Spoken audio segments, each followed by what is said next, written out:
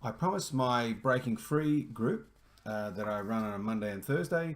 We're at the reparenting section of Pia Melody's Breaking Free book, and I promised them that I would put together just a little video instructional on Vicky Tibble-Palmer's 5-point boundary solution, which is basically Pia Melody's functional adult in a box. Now, this tool was created for partners of sex addicts so that under stress and really complex post-traumatic stress, that they could still put together boundaries that create safety under circumstances that are not ideal. Now, in recovery from complex post-traumatic stress disorder, having a template like this can be really useful, because when you're under stress and the mid part of the brain, the fire department of the brain, limbic system starts to get sort of activated, we lose that frontal cortex ability to executively think. So this tool really helps us to identify a few key things that start to head us in acting in our own best interest. So I'll be brief and to the point. You will find this available on VickyTibblePalmer.com.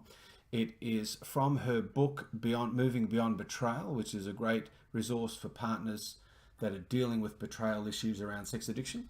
But this clarifier is free, and I'll just read her preamble.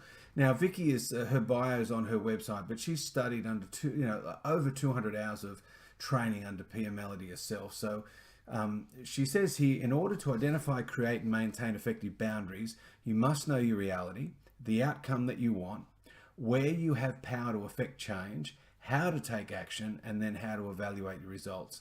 And so this 5-step boundary solution clarifier is designed to guide you step by step through that boundary setting process. So the first thing, sort of step 1, is identify your reality. Now, Pia Mellody identifies reality just through the body, with of course with the nervous system, and the body incorporates that sort of embodied brain, how we collect data.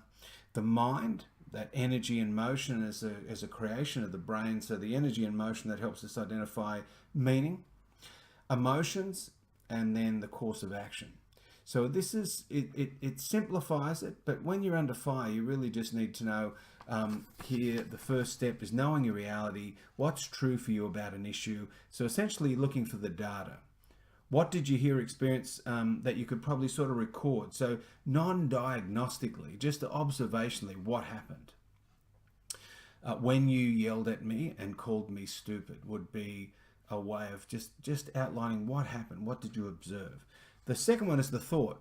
What did you make up about that? Now, what I would add to this, and this is an addition, if you want to get a little bit sort of curious about where you've come from and what influences the way you give meaning, the question to me is, well, what did I make up about this? What did I make up about you or the situation, if it's not a person? What do I make up about me? And what does it trigger from my past? So what do I make up about you? What do I make up about me? Especially core beliefs. And what does it trigger from my past? The 3 little things I add here just to give it clarity. Then it'll just ask you to identify a feeling. Now that seems simple, but the fact is when we're under fire, we can go numb, we can disassociate, and we disconnect away from our feelings. Or at best, we feel depressed or angry. Or the toxic versions of those, rage or depression. So what you want to do there is just identify the feelings. Now, the tip for me about asking what's a trigger from my past, that sometimes expands the palette of what if I make up something about you, I'm more likely to feel those protective feelings, fear or anger. But if I start to look at what do I make up about me, I'm more likely to feel the more personal feelings that are collected around me, like shame or guilt or fear or pain, loneliness. So the first step, what happened? What did I make up about it, and how do I feel about that? Now the next step for this is well to identify your needs and to create a vision. So what she's got here on this sheet is what needs of mine that from this situation didn't get met. Now these needs are, that Vicky guides us towards affection, authenticity and genuineness, autonomy and independence, closeness and touch, communication, community, companionship, freedom, honesty, harmony, mutuality, give and take, order and reliability, peace, respect, safety, stability, support, trust, and other.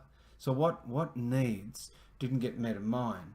And then she says, after you sort of like identify what are those needs, then it is, well, what's my vision for this? Now I know that at the Meadows they talk about what's my vulnerable request here. These are my needs. This is my responsibility. It's no one else's job to look after these needs. So what's my vulnerable request here? What's my preference? And so we need to identify that, and we write it down. And this is on part 2 of this step 2 of the solution. Now, once you've found your reality and identify your needs, the next question is to identify this power center. What power do I have here? And she has 4 main areas. Do I have the power to create change here, or do I have the power to create a different outcome for myself? Do I need help? Do I need to make a request? Or do I need to accept that I'm powerless and practice some radical acceptance? So it's basically saying here, do you have the power to create the result that you want without asking for help or making a request? If not, can you create the result you want with help from someone else?